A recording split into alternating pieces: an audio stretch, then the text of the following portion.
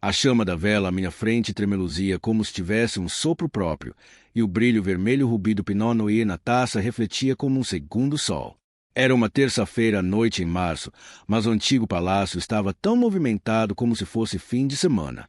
Os altos painéis de madeira, o tilintar suave dos talheres, o aroma de cogumelos porcini assados, manteiga trufada, tudo isso se misturava em um cenário perfeitamente adequado ao nosso 10º aniversário de casamento. Eu estava usando um vestido verde esmeralda que vinha guardando há anos para uma ocasião especial, e me sentia ao mesmo tempo fresca e nervosa nele.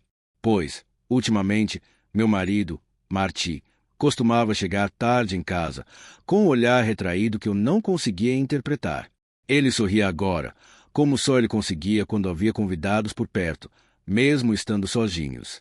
O sorriso de Marty era sempre mais largo do que seus olhos sugeriam, e eu me perguntava se ele estava mesmo comigo ou se já estava perdido em pensamento sobre uma pilha de arquivos no escritório. A nós, disse ele, erguendo a taça. Tilintei.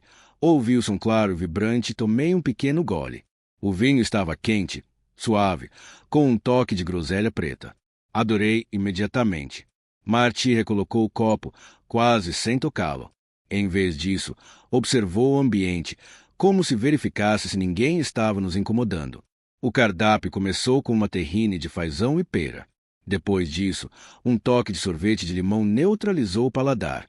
Marty falou sobre os planos de reforma da empresa, o novo arquivo digital que seus sócios queriam instalar. Prestei mais atenção ao som de sua voz do que às suas palavras, até que de repente percebi que minha bexiga estava apertando. Preciso usar o banheiro feminino, murmurei, pegando minha bolsa e empurrando a cadeira para trás. Os saltos dos meus sapatos estalavam no piso de parqueta espinha de peixe, enquanto os dedos de Martin tamborilavam impacientemente no rodapé da mesa, um antigo sinal de sua impaciência que eu já havia notado quando éramos noivos. O corredor que levava ao banheiro era surpreendentemente longo, ladeado por fotografias em preto e branco de cenas de rua de Berlim da década de 1920. Ao abrir a porta do elegante salão de mármore, fui recebida pelo aroma de sabonete de violeta. Lavei as mãos, retoquei o batom e olhei para o meu reflexo. Grandes olhos verdes, um toque de ruge nas bochechas, linhas finas nos cantos da boca que revelavam experiência em vez de cansaço. A porta se abriu silenciosamente atrás de mim. Eu a vi primeiro no espelho. Uma mulher esguia na casa dos 40 anos, com um Chanel curto loiro mel e um vestido preto simples e justo. Seus olhos estavam anormalmente claros, quase cinzentos, e pareciam alarmados. Com licença, disse ela, quase inaudível, enquanto a porta se fechava. Sua voz tremeu ligeiramente. Você não me conhece, mas não tem permissão para beber o vinho. Pisquei, esfregando as têmporas, incrédula. Por favor. Seu marido colocou algo nele. Ela baixou o olhar, como se envergonhada de suas palavras. Eu sei que isso parece loucura, mas juro, é só trocar os copos. Finja que nada aconteceu. Minha garganta se apertou. Por que você está me ajudando? Isso não importa agora. Então ela se virou rapidamente e desapareceu antes que eu pudesse fazer uma contra-pergunta. Tudo o que restou foi o eco de seus sapatos nos azulejos. Encostei-me na pia fria e senti meu coração disparar.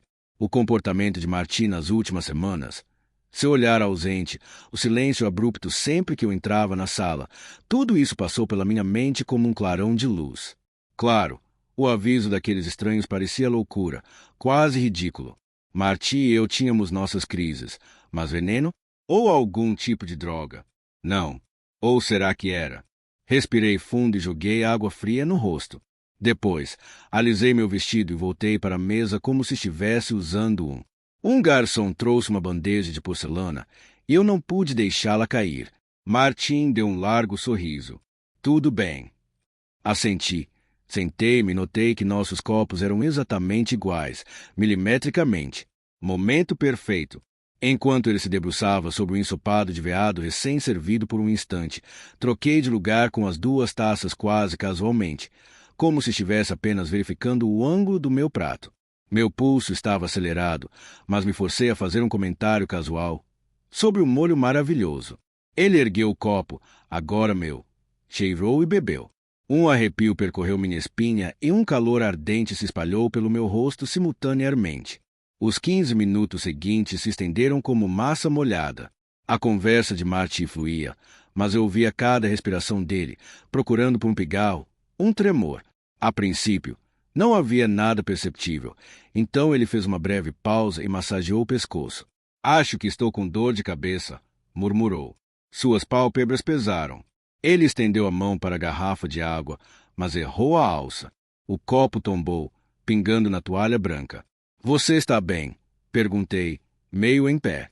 Ele deu um sorriso torto, como se quisesse acalmar minha preocupação. Mas seu rosto já estava coberto por uma fina camada de suor. Um estranho cheiro metálico parecia emanar de sua pele. Talvez ar fresco, gaguejou. Quando tentou se levantar, seus joelhos cederam. O baque surdo de seu corpo batendo no piso de parquet assustou vários clientes. Quase perdi o momento, olhando para ele tão atentamente. Então me levantei de um pulo, gritando, socorro. 2 garçons e um cliente, um médico aposentado, como descobri mais tarde, correram até lá. A pele de Marty estava cinza clara. Seus olhos reviraram. Um som gorgolejante saiu de sua garganta. O médico de emergência chegou em menos de 10 minutos, mas pareceu uma eternidade. Enquanto Marty era levado para fora em uma maca, senti os olhares dos clientes do restaurante como 1000 agulhas. Fiquei ali estoicamente, com a mão sobre a boca, surpreso por nenhuma lágrima ter saído. O policial, que chegou pouco tempo depois, fez perguntas de rotina. O que ele havia comido, se tinha alguma alergia, a quantidade de álcool. Contei tudo obedientemente, mas mantive silêncio sobre o encontro no banheiro feminino. Não sabia se não confiava no policial ou em mim mesma. No corredor do hospital, encarei a luz de neon que piscava a cada segundo. Do outro lado do corredor, havia um bebedouro, ao lado do qual uma faxineira esfregava o chão silenciosamente. O médico apareceu 1 hora depois. Seu marido está sofrendo convulsões, provavelmente causadas por uma substância tóxica. Estamos estabilizando, mas ele não está fora de perigo. As palavras me feriram, mas por trás delas pulsava uma grotesca sensação de alívio. E se eu tivesse realmente sido salva daquela substância? Minha respiração estava irregular. Pouco depois, a inspetora Lena Hirsch me chamou para uma sala adjacente. Com seus 40 e poucos anos, o cabelo preso firmemente para trás, o olhar alerta. Senhora Berner, seu marido está apresentando sintomas típicos de overdose de benzodiazepínicos. Estamos interessados em saber como essa droga entrou no organismo dele. Eu me ouvi falando sobre o vinho, sobre o estranho, sobre a troca de copos. Tudo o que eu havia mantido em segredo até então. Hirsch tomou notas, assentindo quase imperceptivelmente. Pode descrever a mulher. Fiz o meu melhor, mencionando o vestido justo, o chanel curto, os olhos cinzentos. Hirsch prometeu uma caçada. Horas se passaram. À meia-noite se arrastava pelos corredores sem janelas. O estado de Marty permanecia crítico, mas estável. A caminho do refeitório, ouvi 2 enfermeiras sussurrarem. A vítima. Não, o homem pegou. Ele provavelmente queria a própria esposa. Estremeci. Por dentro.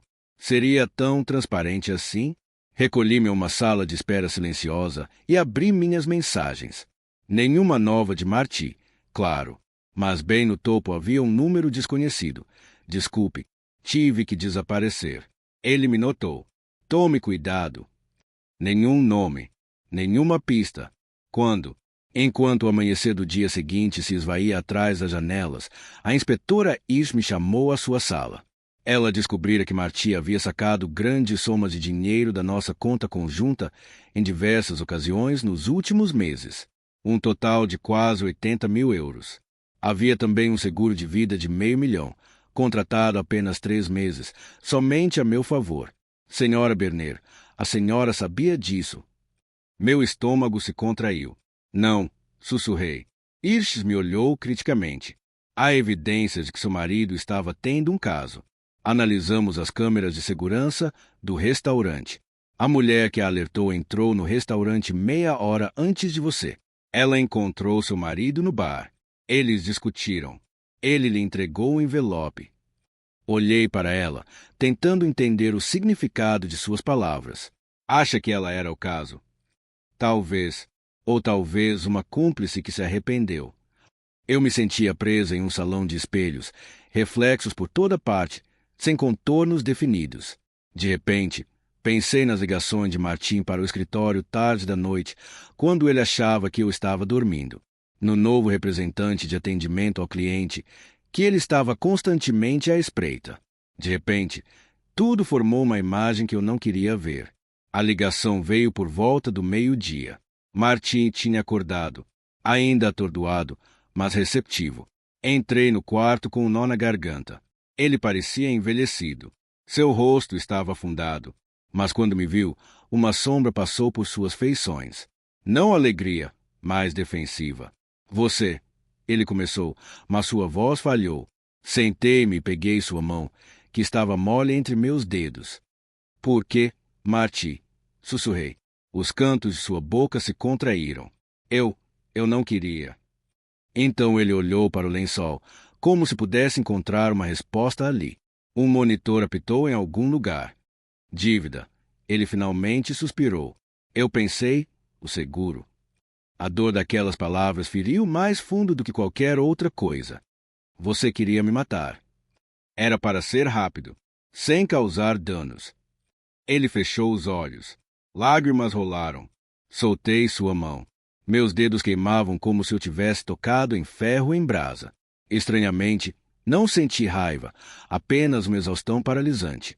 Como se alguém tivesse me arrancado o chão e eu estivesse flutuando sem fundo. O promotor apresentou queixa. O advogado de Marty alegou que foi um ato de desespero e sobrecarga mental, mas as evidências eram claras. Um pacote aberto de pão foi encontrado em sua pasta. Em seu laptop, histórico de buscas por dosagens letais e reações mistas com álcool. A mulher com cabelo curto, identificada como Julia Creus, uma ex-cliente, testemunhou como testemunha principal. Ela confessou que inicialmente ajudou Martim porque ele lhe prometeu uma parte do pagamento do seguro. Mas quando percebeu a frieza com que ele calculava, mudou de ideia e me avisou. Fiquei ali imóvel durante o julgamento, deixando cada palavra chover sobre mim como chuva. Falou-se de tentativa de homicídio, traição e motivos vis. O olhar de Martim me procurou várias vezes, mas eu não consegui encará-lo. No último dia do julgamento, ele se virou diretamente para mim e pediu perdão. Mas parecia uma peça, ensaiada em frente ao espelho na parede da cela. Ele recebeu 8 anos de prisão. O veredito mal ressoou em mim. Eu já havia superado a culpa e o castigo há muito tempo. Depois que o veredito foi anunciado, Júlia se aproximou de mim. Seu rosto estava pálido, com olheiras. Sei que um pedido de desculpas não basta, disse ela. Mas acredite em mim, eu não queria ser cúmplice. Assenti mecanicamente. Sem dizer nada, ela me entregou um envelope contendo fotos. Ela e Martim em um quarto de hotel barato, com a data carimbada no canto inferior direito. Ela havia reunido provas caso ele se voltasse contra ela. Coloquei o envelope no bolso e senti que pesava menos que a pedra em meu coração. Vendi a casa que dividíamos. Mudei-me para um apartamento antigo em Prenzlauer Berg. Pintei as paredes com tons quentes de ocre e coloquei tulipas frescas no parapeito da janela. Comecei a escrever um diário para preencher o vazio entre as aulas. Quando ficava acordado à noite, pensava em como um encontro casual no banheiro havia salvado minha vida. Ou seria coincidência? Talvez fosse o sussurro silencioso da minha desconfiança, que eu vinha acumulando há semanas, e que de repente tomou forma. Desde então, tenho caminhado pelo mundo com mais consciência. Presto um momento a mais de atenção às pessoas que encontro. Procuro em seus olhos rachaduras na fachada. Não por medo, mas para ver a verdade antes que se torne uma ameaça. Às vezes, sento-me em um café, observando casais, suas risadas, seus toques íntimos, e me pergunto quantos deles carregam segredos que brilham como cacos de vidro atrás da cortina. Mas então me lembro de mim, da minha capacidade de estabelecer limites, e sorrio. E cada vez que um garçom me serve vinho, vejo a luz vermelha piscar no copo, como um sinal de alerta. E, ao mesmo tempo, como uma promessa, a vida tem um gosto doce, amargo, metálico e suave, assim como a coragem de continuar, bebendo mesmo quando você sabe que o perigo está lá.